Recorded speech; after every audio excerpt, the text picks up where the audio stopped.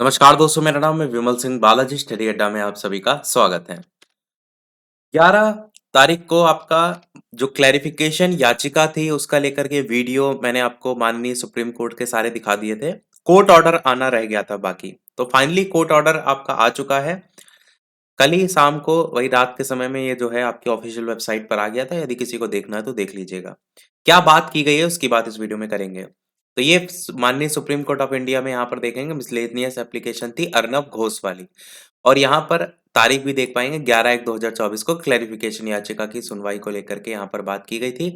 और यहाँ पर जो फैसला सुनाया गया है इस कोर्ट ऑर्डर में वो देखेंगे तो मात्र 2 लाइन का आपको देखने को मिलेगा।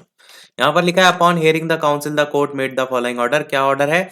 We are not inclined to entertain this application, this the miscellaneous application is dismissed। बस इतना सा लिखा हुआ है कि जो मांग की गई थी एक्चुअल में उसको डिसमिस्ड कर दिया गया है। तो अब सवाल ये उठता है कि मांग क्या की गई थी।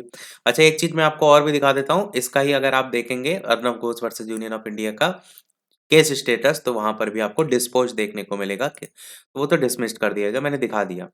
तो सवाल ये उठता है कि जो अर्नब घोष थे उनके द्वारा मांग क्या की गई थी जिसको खारिज किया गया है? क्योंकि यहाँ पर किसी भी प्रकार का जिक्र नहीं किया गया है, जो कि एक इंतजार हो रहा था कि कोर्ट ऑर्डर में लिखा होगा कि 2018 से लागू होगा या फिर आपका 2023 जब फैसला आया था तब से लागू होगा। उस तरीके की कोई बात नहीं की गई है।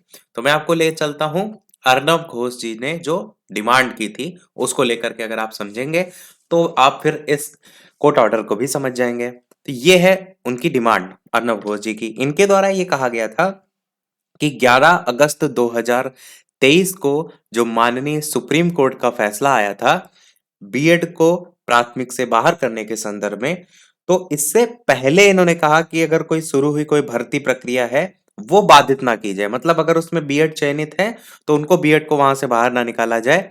ऐसा इनकी मेन डिमांड थी। और ये भी इन्होंने कहा कि पहले की भी ना कोई इंटरप्ट की जाए, not to be interrupted and appointment shall continue to be made as per recruitment notification. बाकी आगे वाली जो भर्तियां हैं वो उसी प्रकार जो है आपकी चलती रहे। तो कुल मिलाकर के जो मेन मांग थी वो यही थी कि 11 अगस्त 2023 को फैसला जब आया था उससे पहले की भर्ती जो है उसमें जो जहां पर बीएड आपके अभ्यर्थी ऑलरेडी प्राइमरी में जो है वो जॉब कर रहे हैं उनको जो है वो किसी प्रकार का इंटरप्ट ना किया जाए, उनकी जॉब से ना निकाला जाए, ये मांग थी जिसको डिसमिस्ड कर दिया गया है। तो अब इसका मतलब आप निकाल सकते हैं क्योंकि कोर्ट ऑर्डर में कुछ नहीं लिखा है। जो मांग की गई थी केवल उसको डिसमिस्ड कर दिया गया है। यानी कोर्ट ने ये कह दिया है कि नहीं, ये जो आप मांग रहे हैं कि 2018, 2019, 2020, 21, 22 में अगर कोई बीएड अभ्यर्थी प्राथमिक में शामिल हुआ होगा तो ऐसा नहीं है, हम उसको छेड़ नहीं सकते हैं। उसको किसी प्रकार के ऑर्डर के तहत जो है वो चीजें आगे लाई जा सकती हैं। तो ये बात इस कोर्ट ऑर्डर से जो है वो निकल करके आ रही है।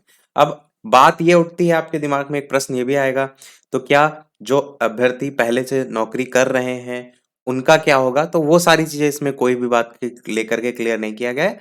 अब खुद से आप भले सोच सकते हैं कि अगर कोई चीज को डिसमिस्ड किया गया है तो वो ऑटोमेटिक लागू हो जाती है। जैसे मैं आपसे कहूं कि आज जो है वो 13 जनवरी को मैं कोई रूल बना रहा हूँ, पर ये रूल जो है जो इससे पहले वाले अभ्यर्थी हैं उन पर, उस डेट से पहले वाले अभ्यर्थी उन पर लागू जो है वो ना किया जाए।